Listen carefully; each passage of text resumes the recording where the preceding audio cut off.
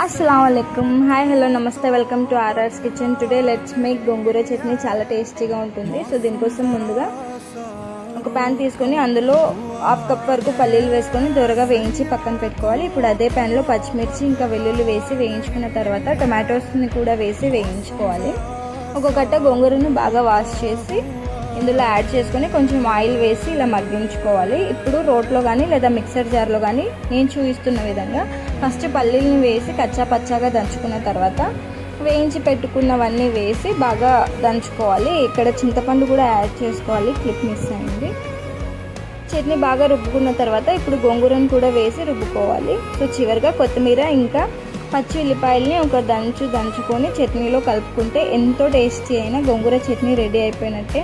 దీన్ని వైట్ రైస్తో సర్వ్ చేయండి, సూపర్ టేస్టీగా ఉంటుంది। రెసిపీని మీరు కూడా ట్రై చేసి ఎలా వచ్చిందో నాకు కామెంట్ చేయండి। నెక్స్ట్ వీడియోలో మరి కలుద్దాం।